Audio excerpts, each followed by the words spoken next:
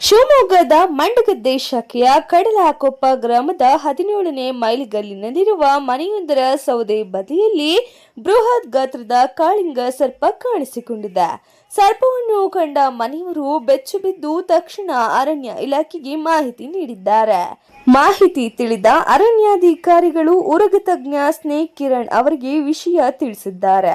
ಮಾಹಿತಿ ಪಡೆದ ತಕ್ಷಣವೇ ಸ್ಥಳಕ್ಕೆ ಆಗಮಿಸಿದ ಸ್ನೇಕ್ ಕಿರಣ್ ಅವರು ಪರಿಶೀಲನೆ ನಡೆಸಿ ಅತ್ಯಂತ ಎಚ್ಚರಿಕೆಯಿಂದ ರೆಸ್ಕ್ಯೂ ಕಾರ್ಯಾಚರಣೆ ಆರಂಭಿಸಿದರು. ಸುಮಾರು ಕೆಲ ನಿಮಿಷಗಳ ಕಾರ್ಯಾಚರಣೆಯ ಬಳಿಕ ಸುಮಾರು 15 ಅಡಿ ಉದ್ದ ಹಾಗೂ 8.5 ಕೆಜಿಯ ಅಧಿಕ ತೂಕವಿರುವ ಬೃಹತ್ ಕಾಳಿಂಗ ಸರ್ಪವನ್ನು ಯಶಸ್ವಿಯಾಗಿ ಹಿಡಿಯಲಾಗಿತ್ತು. ಈ ದೃಶ್ಯವನ್ನು ನೋಡಲು ಸ್ಥಳೀಯರು ದೊಡ್ಡ ಸಂಖ್ಯೆಯಲ್ಲಿ ಸೇರಿದ್ದು ಕೆಲಕಾಲ ಕುತೂಹಲ ಹಾಗೂ ಆತಂಕ ಎರಡೂ ಮನೆ ಮಾಡಿತ್ತು.